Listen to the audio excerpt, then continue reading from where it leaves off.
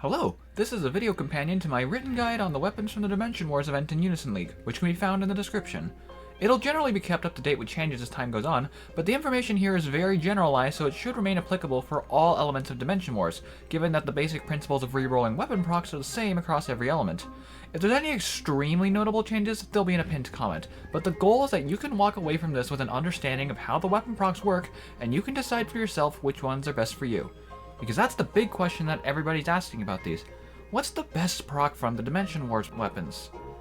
Short answer, there isn't. Depends on what you want to use that weapon for. Let's start with the basic explanation of how the weapons work.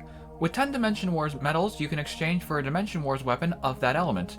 By default, it doesn't have a skill or a proc, and instead it will just have Empty Vessel, which doesn't do anything useful. To give it a proc, visit the Skill Transmute section of your gear menu, and from there you can pick any individual Dimension Wars weapon you have and reroll the skill on it using the Edit button. To do that, you'll need a Dimension Wars weapon scroll of any element, which you can get either from Dimension Wars Prestige Ladder or Ranking Rewards. After a confirmation that you're about to use the specified scroll on the weapon, it will be consumed and the proc on the weapon will be changed to something random. The full list of procs available can be viewed with the Details button, which... That's a lot! That's a lot of procs. On paper, there's 60 total procs on any given element. It might seem like a lot, but just bear with me. The actual number of effects is only a third of that because there's two separate parts of the proc that are separate from each other. Let's take this axe I have, for example, with this skill, the World's Ruby Star. There's a couple markers that I added onto the image to help with the illustration. On the left, marked in orange, is the base proc.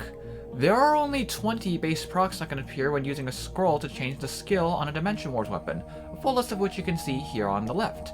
Depending on what you get, you can have an effect that rivals or surpasses some spawn weapons in damage or utility.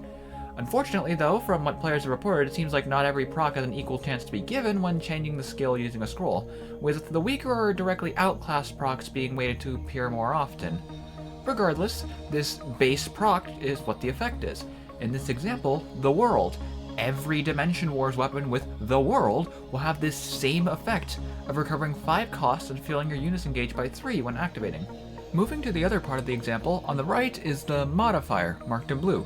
This does not affect the things that the base proc does, and instead it changes the upper scaling limits on both the damage boost and activation rate for the skill, with 3 modifiers in total: Star, Mirror, and Jewel. Going back to the example of the World, the World's Ruby Star, the World's Ruby Mirror, and the World's Ruby Jewel all have that same 5 cost recovery and 3 unison fill, and the difference between them is the highest damage they can achieve and the highest proc rate they can achieve. The exact damage limit varies from proc to proc, but in general, Star has the highest damage and the lowest proc rate, Jewel has the lowest damage and the highest proc rate, and Mirror is in the middle for both of them. Besides that, for the modifiers, there's one other piece to them, the gem. I just refer to the modifier as Star and not Ruby Star, for example, because the gem name will change to correspond to the element of the skill, but the modifier name will not. As of the making of this video, there's only been Fire, Wind, and Water Dimension Wars, which for their gems have been Ruby, Emerald, and Azure, respectively. Just keep the base Star, Mirror, and Jewel modifier names in mind. They will come after whatever that gem is. The last thing to note for the modifier is revisiting what I was briefly saying about the gem name. It corresponds to the procs element, not the weapons element. Any element of Dimension Wars weapon scroll can be used on any element of weapon. So for example, you can use a fire scroll on a wind weapon, and you'll get a fire scaling skill on that wind weapon, which is kind of funny, but please don't do that. Doing that means you'll have a potentially strong proc being held back by being completely unscaled at a very low proc rate and damage compared to other elemental procs in your set, because it's on the wrong element. Even in content where you're building 2 different elements of weapons, it'd just be a massive headache potentially. Just stick to putting a given element's scrolls on that element of weapons. You'll be fine. Alrighty, so now you understand how to read the weapons, let's put it to use with some general pointers for the procs to look out for. The proc table is up on the left again, and there's 3 main scenarios that you want to be using these in: PvE, PvP, or try to have a middle ground. Because of all the different effects available, there's no definitive answer for a universal best pick, especially since what you get is random. I can only give some pointers based on what you're looking for as to what's the best in a specific role. If you don't get lucky, you'll just be slotting in best available compared to other stuff in the table. We'll start with PvE, where it's more likely you'd be using multiple copies of the weapons as filler for your elemental sets, and by extension, have reasons to be hunting down multiple procs. On the cost recovery side of things, the Lover, the Emperor, and the Hierophant all have 7 cost recovery. The Lover has an accuracy boost, which is especially important for Lancers, Gun Archers, and every flavor of Morpher. The Emperor adds null piercing to whatever attack it activated on, which doesn't come up too much in PvE, but it's still nice when it does. And the Hierophant forces a critical hit when it activates, which is fine. It's not as valuable since we can get critical hit chance buffs through plenty of sources nowadays, monster or not. But even still, the 7 cost recovery is still nice, and it will add up over time, especially if you're using multiple Dimension Wars weapons in your sets in place of other event weapons. The lesser cost recovery procs are the World, the High Priestess, the Magician, and the Fool. These all have some other utility in addition to their cost recovery. You can also go a damage focus route with the weapons, especially given how some of them can reach as high as a 7XL damage boost if given a star modifier in full scaling. Those 3 procs are the Empress, Judgment, and the Sun, all of which have a 4XL plus boost to their damage when critically hitting to help you reach their high damage ceilings. Besides that crit boost, the Empress is the accuracy booster of the bunch, Judgment fills your Unison gauge by 5 when it activates, and the Sun adds null piercing. The other procs that have a high damage boost are Strength, the Chariot, and the Star, and after those 3 there aren't really any standout procs for PvE damage purposes. On to PvP, and this is where things get interesting.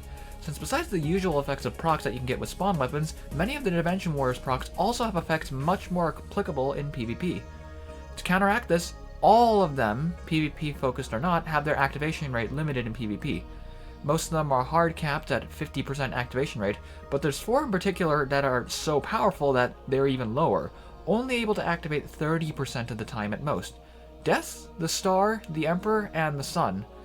Death and the Star add normal piercer to whatever activated them, and on the other side of the coin, the Emperor and the Sun add null piercer to whatever activated them. Despite their limited activation rate, these can be incredibly potent for PvP, since it lets you just ignore some or all parts of your opponent's defense gears to just kill them, without needing to rely on unisons to take them down instead if you're able to get them going. Overall, these few procs are good for that, but you do still need to be careful if they're your main chase. They're among the procs weighted to appear less in the first place, and once you do have it, you need to actually proc it in battles where it would matter. Preferably with other strong stuff like Dragon Slayer so that you could secure a kill instead of coming short power-wise and having it backfire. Besides the piercers, other strong PvP-oriented options are the ones that fill your Unison gauge so that you can help build up that alternate win condition faster. Judgment has a high damage stealing, the Fool has an additional 3 cost recovery, and the World has 5 cost recovery but only 3 Unison fill, compared to the Fool and Judgment both having 5.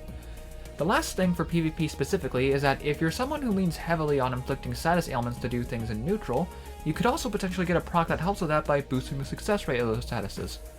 For that, the ideal options are the Devil, which has an accuracy boost to help beyond status infliction, and the Hermit, which has a helpful Unison fill alongside the status success rate booster. Death also has a status success rate booster, but it's only really good for double Violet Archer since you really don't want to be feeding with your status moves. Now, my opinions on the universal procs. Again, if you're looking for something specific, there's only so far you can go, especially since you can't pick exactly what you want.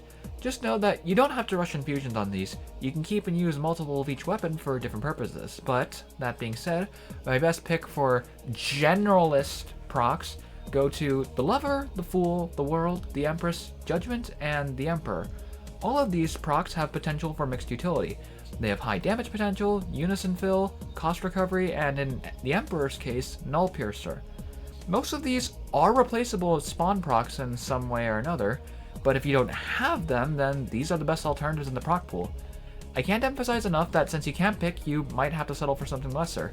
Again, check the table to see what you've got compared to the other options, and if you're willing to take that risk rolling for a better proc, that's entirely up to you. If you have a spare weapon with a worse proc, you could re-roll that one instead before you make your decision on which weapon to main or even infuse. That's all I've got on the Dimension Wars weapons. Fight well to participate in the rankings, and good luck when you're rolling procs on your weapons. They're quite varied in their uses, you just need to know what you're looking for or what you want. I hope this video could help you with that.